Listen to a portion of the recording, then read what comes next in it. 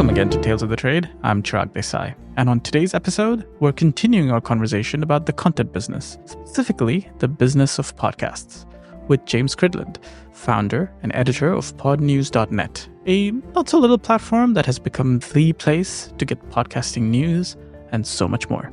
Somebody once told me, I was at a conference in New York, and somebody said, "Oh, you'll own Pod.News, won't you?"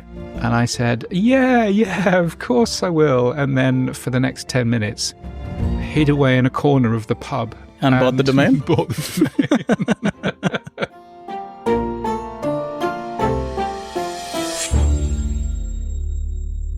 I don't know why I remember this number. It's just stuck in my head. But when I first followed Podnews sometime in early 2018, the newsletter had 3,300 subscribers. James has always published the number on the homepage, which means I can do a quick check to see that number stands at over 32,000 today, all of whom receive a daily newsletter about what's the latest within the podcast industry. And while that growth alone makes the journey of Podnews fascinating, it doesn't stop there. The platform on which the newsletter, the website, podcast homepages, research pieces, classifieds, and runs is something James continues to build out himself, adding new features and information points along the way. So for example, as a podcaster, you can quickly see which directories your podcast is listed in or isn't, or if your episodes don't hit the industry standard for audio loudness. James was in Dubai a few weeks ago to keynote the annual Dubai Podfest, hosted by the Dubai Media Office, which is where we sat down to talk about all things pod news and all things podcasting as well. Now, leading into this conversation, I was thinking about the parallels to his story from outside the world of podcasts. A few tech stalwarts come to mind: Ben Thompson, who writes Stratechery, news, research pieces, and podcasts in and around the tech world. There's also John Gruber, one of my favorites around the Apple world. He also collaborates on a podcast with Ben. And to me, there's an obvious commonality here, that while there is a supporting team, they're essentially one-person companies. There's an excellent book by Paul Jarvis that I read at just the right time, which is called Company of One. And it is talking about the fact that it is okay to have a company which is just more one than person. okay. Yeah. It is just fine. You do not have to have offices and all of that. You don't have to strive for more staff and build additional offices around the world and everything else. It is just fine having a company of one person. And I read that at exactly the right time. So I think that was a very useful thing.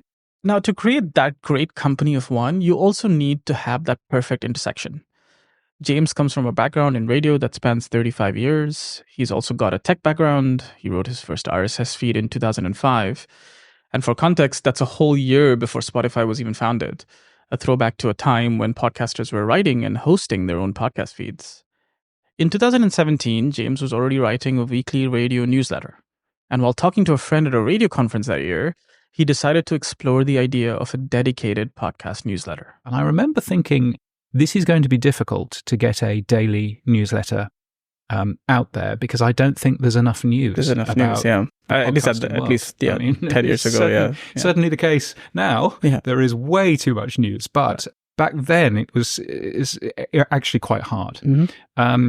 But I think, I'm lucky in that I've got a tech background, but I've also got an audio creator background. So I've worked in the radio industry for 35 years. So those two things came together, plus one of my first jobs in radio was writing radio commercials, which you need to be very quick and very fast at writing accurately.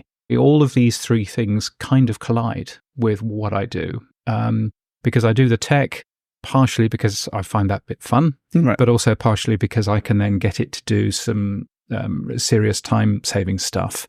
But I also understand enough of the writing side and the journalism side, and obviously having been involved in the industry for a long time, and certainly the audio industry, that's been interesting too. So I'm quite lucky that this opportunity, essentially came along of something that all of my strengths, if you like, collided to allow me to do something such as this. Now, you ask me, when did it turn from being a side hustle to a main job? I think that was about 9 months in, when I thought, well, I've been running this for 9 months. I had people approach me to sponsor it. So that was lovely. Yeah. And then I thought, well, what I should probably do is I should probably have a classified ad section. because, I've tried classified ads in the past for other newsletters that I've run. They don't work. It's a waste of time. So I'm going to code myself a classified ad system in as little time as possible, was my plan. So I set myself a day to code the classified ad system. And the morning was spent coding user accounts and all of that boring stuff that you have to have. The afternoon was spent writing the actual classified ad system and how it would interface with Stripe to, for credit cards payments, and blah, blah, blah. And I live in Australia. And so one of the benefits of living in Australia is that I can do lots of dev work during the day and no one notices because everybody else is asleep. Right. So I then go to put the thing live, go to sleep, woke up in the morning to see that I had received my first order, and it was an order for over $500. Wow. Okay. And I thought, maybe I should, apply some styling to this and make it look nice. And yeah, maybe this is a thing. So, so that was a very affirming experience. What was quite funny is that if you had, right back in the early days, if you had pressed the button that said, I've forgotten my password, you'd have been taken to a page that said, congratulations, you're the first person to forget your password. And as such, we haven't written any code to do with that. That's funny. Email me. Yeah. Okay. So there was an awful lot of that, very, very just trying things and seeing what sticks. I know that, and you have that disclaimer on the site when someone does try to put an ad in, is that you actually don't see the ads and you maintain a bit of separation of that. And that's also something that you've just coded in that way so that this section is automated and therefore, you focus on sort of building the news for the day and then this gets attached to it in the newsletter and that's that. Yeah. It used to be that I didn't see them at all until I was looking at the published version on the website. Right. I now see it just before I press the publish button. Is there a reason for that? Only because after 6 years, I thought it was probably time for me to write a content management system for me to enter the day's newsletter in something that wasn't just a SQL database view. So I've actually got something which is a little bit smarter. But I try to not be swayed by the advertising, by the supporters who are on the site as well, and by the sponsors. I think that's I now have somebody who sells the sponsors for me, so I don't have to necessarily worry about that. But I think it's a healthy thing to try and avoid avoid selling ads to the same people that you're writing a nasty story about. That's never really going to go down particularly well.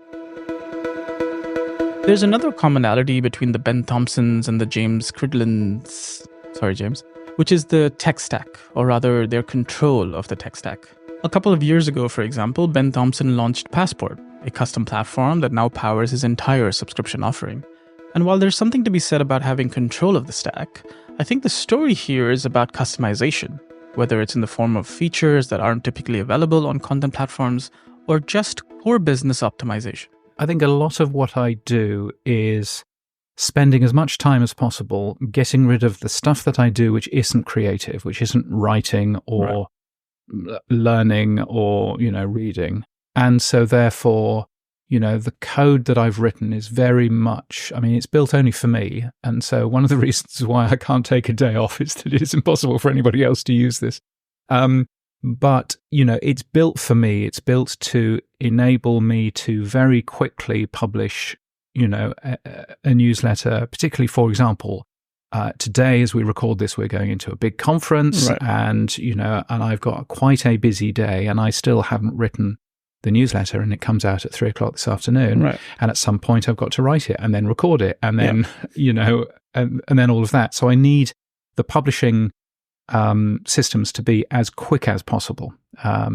And I think, being lucky enough to have learnt coding, to be able to then take away as much of this, as much of the pressing buttons stuff as possible. Yes, I could have used, Beehive or MailChimp or anything else. A, it would have been far more expensive, but also B, it wouldn't have been as flexible in terms of allowing me to do the variety of things which I do with the content, as well. And I'm a big fan of reusing content as much as possible. So, if I do an interview with somebody, that will go into the Podnews Weekly Review, which is a long-form podcast that I do, but it will also be edited down as a piece of written copy for another podcasting newsletter that we own. So I think, just sort of making the most out of the content that we have is a very important part, and owning your own tech is very helpful in doing that. But I think it also expands sort of the Podnews platform and empire as a result, right? Because the code that you've written is not only stuff that allows you to input stuff into the newsletter, but it's also it's all the public pages on podnews.net, and that includes all the research you do. It includes podcast pages for shows and allowing and you've created essentially a way for people to not only discover podcasts or look up podcasts. You have tech recommendations at the bottom of that. All of that is, of course, custom code that you've written, right? So I think it also creates this sort of very integrated, hence I keep calling it the Podnews platform, right? It creates this integrated platform that allows you to do a lot of things. Yeah. And I think it's, I built it specifically because I needed to link to a podcast, but I didn't want to link to Apple Podcasts, because at the time I owned an Android phone, and linking to Apple, it was next to useless. Yeah. So I thought, right, well, I need to link somewhere, but not enough podcasts have their own websites. Yeah. And so I kind of wanted to do that bit. And so ended up having to build that because I had to. Similarly, I ended up having to build a press release section on the website where I could paste press releases, because people started sending me a press release. Yeah. And I had nothing that I could do with that. So I had to build myself something for that. So quite a lot of it comes back to, how do I produce a newsletter, very quickly and easily? Yeah. And what tools are there out there to enable that newsletter to be as good as possible? The podcast industry saw a boom starting in 2018, which only continued to blossom amidst the lockdowns of 2020. This also meant that advertisers around the world started looking at podcasts a lot more seriously. And that's when someone named Brian Barletta approached James with the idea of launching an industry newsletter dedicated to ad tech. More on that and Podnews' acquisition of the podcast Business Journal right after this short break.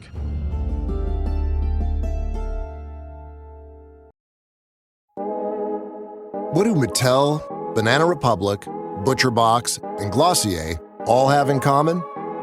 They power their businesses with Shopify. Shopify is the most innovative and scaled commerce platform on the planet that also happens to have the best converting checkout on the planet. And that's no industry secret. That's Shopify.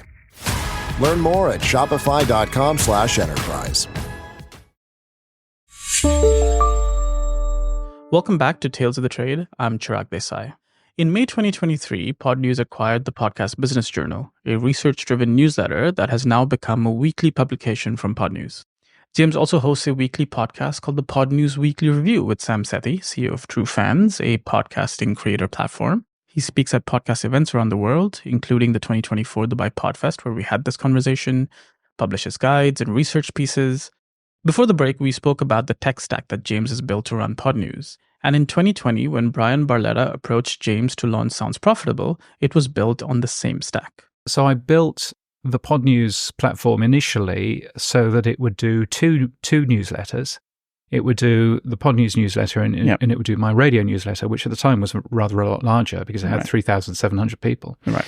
And so therefore, I built it so that it would be the new home for my radio newsletter as well. And then when Brian came to me and said, I've got this idea for a newsletter about advertising tech, originally that was the genesis of that. And wondered if I could help him with the tech. Obviously, I then had a platform which, with a couple of extra, coding changes, would deal quite happily with the Sounds Profitable site. So we did that for a couple of years. Yeah. They very much outgrew what I was capable of supporting. Right. And actually, I had quite a lot of people coming up to me and saying, "You should be releasing this platform as a tool for other people to use. That was where I was thinking. Yeah. And I do not want to be a software engineer. I am not a very good software engineer. There's a lot of kludges behind the scenes. There's a lot of things that I have to do. So I had no interest in doing that sort of side. But it was quite useful, again, get the most out of the content that you create. At the time, I was actually running that code for 4 different websites. Okay. So that was quite useful. But in recent years, because Podnews has grown and grown, it's now the code will only deal with that one site because I can't. I'm not going to, run other people's sites for them. Right. Much more enjoyable to grow my own thing than grow somebody else's. Sure. So you're not affiliated with Sounds Profitable now. It's just kind of run independently off Podnews, right? So I helped them at the beginning, and they're now doing their own thing very successfully. I think Brian has a number of staff. I think 5 or 6 staff now, and all of that. Which but it's a very different. It's a trade organization for the industry these days that also happens to have a newsletter and a few other things. And that's very different to, where I am, which is I'm a newsletter, and I'm not there to change the industry. I'm not there to set new standards and guidelines. I'm there to write a newsletter, and that's what my job is.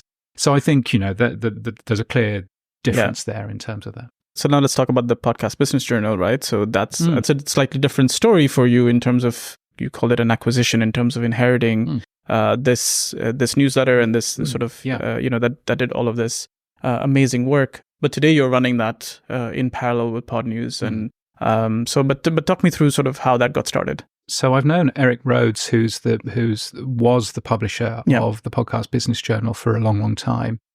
And that product was a great product. It was lots of daily news, written by an excellent editor, Ed Ryan, who had been doing this job for 30, 40 years in radio and in, I possibly shouldn't say 40, I'm not sure he's that old, but certainly 25, 30 years, in terms of radio and latterly in terms of podcasting as well. He'd done a fantastic job, and he had had enough, and he wanted to go and live by the beach somewhere, and all credit to him. And so Streamline came to us and said, "Would you like to buy the Podnews Business Journal?" Interesting. So it was initiated by them in terms of looking at that. Okay. And we looked at the numbers, and we thought, well, actually, this would be a very useful addition. And the reason why it would be a useful addition is if we were to turn the Podcast Business Journal into a weekly publication rather than another daily, right? And A, that gets rid of a competitor, so that's a good thing. Sure.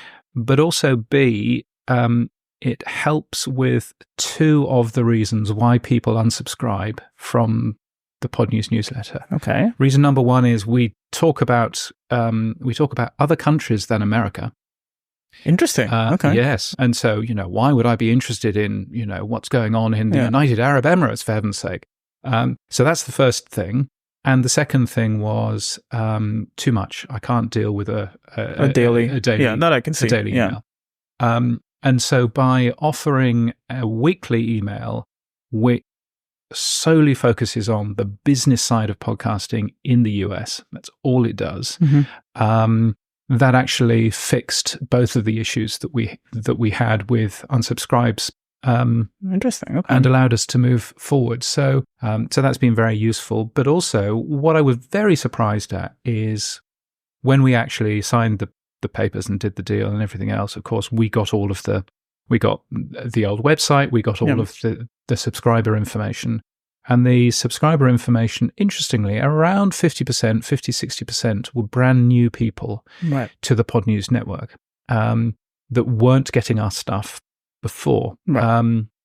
And so being able to grow our content out in that way and hit, another 5,000 people, was super helpful. So, so that was a very good acquisition. I'm not necessarily sure that the acquisition made money. That's a different conversation. But Sure. but was it a strategic, interesting thing to do? Yes. That was one thing. I've been offered another industry newsletter, which I couldn't see any benefit from buying, so I said no. But I think that's been very interesting, and that's been the first time that I've bought somebody else's brand, and changed that brand to be something that works alongside the master brand, if you like. I don't want to say like one advice, because that's maybe not, it's a bit hard, I think, to collate everything into one advice. But if there was something that, if someone were to try to build a sort of content space for themselves, and especially by themselves, because that's the one thing I think that's interesting. I think I can give one piece of advice for anybody that is doing anything in terms of content. Okay. And that is work on, the number one thing is to work on your workflow. Look at your workflow and go, okay, how can I make this as simple as possible for me to produce great content?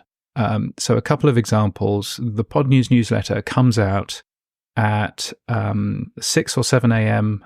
New York time, at about lunchtime in Europe, and in the early afternoon here. Yeah.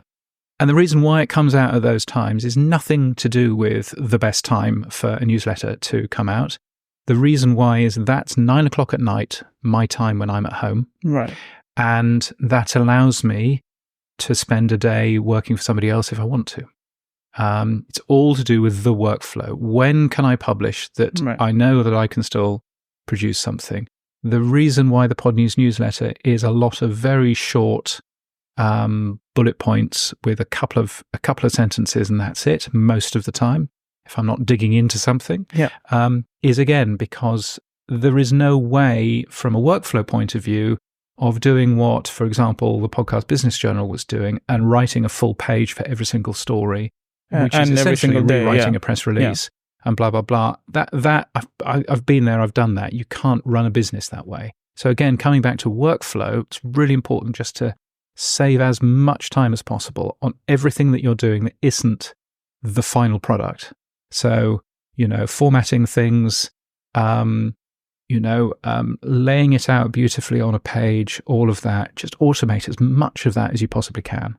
And so I have a little script, for example, on my laptop when it's time to publish the newsletter, and that script goes off. It's a mix of, Apple script and lots of other complicated stuff, which goes off, grabs the images, grabs the audio, re-encodes the audio, does the transcripts, uploads it all to the web server, does all of this stuff all completely automatically, so that I don't have to press all of these ridiculous buttons to do everything. Yeah. So that I don't mess it up, is the other thing. Sure. And so that it's just quick and simple in terms of getting it out.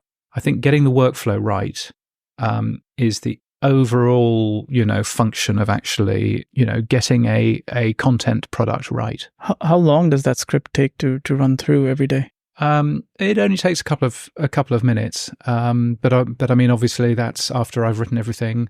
Right. I've done. So it's running through the compiled information and structuring it into newsletter. Because I think even your links are scripted, right? Like you add all these sort of the UTM tags and everything. Yeah. I'm assuming you're not doing that manually anyway. Yeah. So as much of that is automated as possible. I just write every day into a text file. I don't want to say like, what is this going to be like 5 years into the future, but let's say over the next couple of years, like, so what are you looking at in terms of, we called it the Podnews platform, the Podnews network, maybe the Podnews empire? As a British person, I steer clear of the word empire. Fair enough. Never ends well.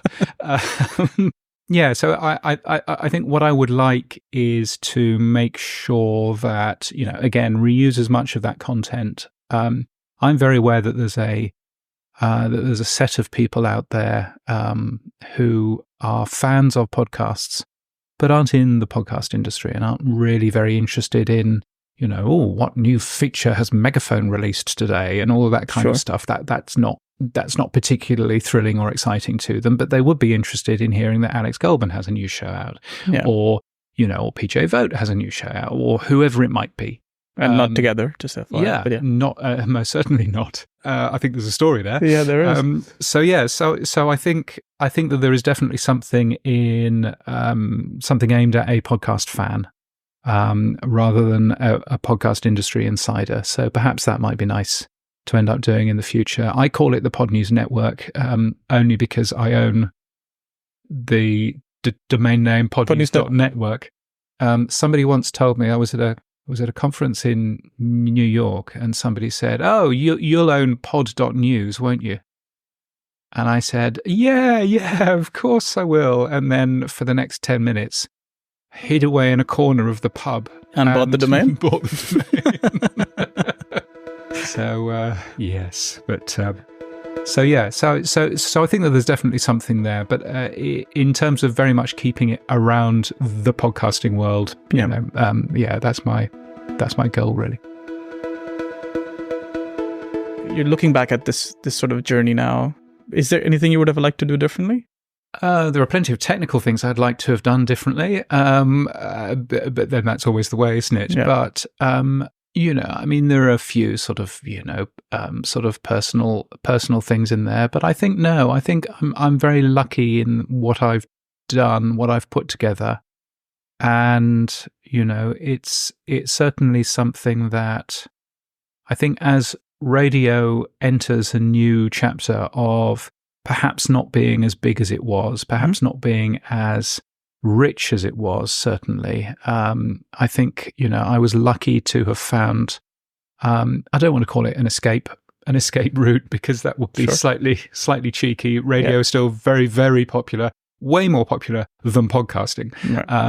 But I was very lucky to have found, you know, an additional part of the audio industry there. So so I think I'm, you know, hopefully have done things in the right kind of way.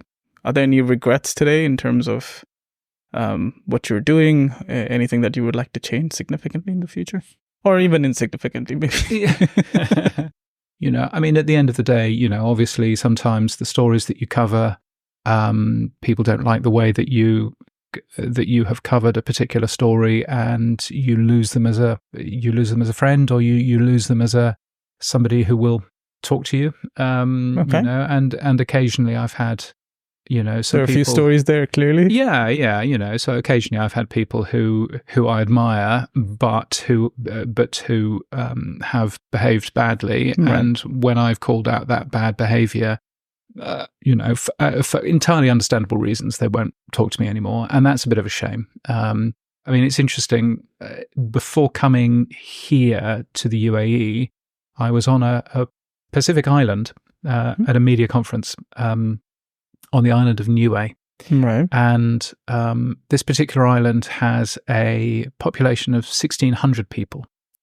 And one of the journalists on that island was saying, it's really hard for me because I will do stories about the hospital, for example, on the island, and now there are doctors who will not treat me. Wow. Because I have covered stories that they did not like. I mean, you know, and so from my point of view, somebody that's a bit grumpy and won't talk to me anymore is no big deal. It's not getting in the way of my children getting hospital attention. Sure. You know, so frankly, I shouldn't be, you know, a whining person about that. I have one last question for you, but which is why Australia? Oh, I met a girl. Yes, that's normally how these things work. Yeah, that is normally how these things work. Yes. Okay. So she's from Australia. Right. So therefore, when our daughter was 3, we were looking for schools in the UK, and you know, and my wife now was saying, well, you know, what are we? The education system in the UK is really difficult and it's really complicated, and I don't understand it. It's much easier in Australia. Right. And I said, well, is there anything stopping us moving? And I mean, of course, there were plenty of things stopping us moving. Sure, yeah. But nevertheless, it was a very good choice, unless you want to travel and go to conferences a lot. That was my conversation with James Cridland, editor of Podnews.net. Of course, I couldn't let James go without getting his thoughts on the state of the podcast industry. That's on a dedicated episode coming out tomorrow, so stay tuned. Tales of the Trade is brought to you by Amaya Media. I'm Chirag Desai. Original music for the show was composed by Rainer Erlings.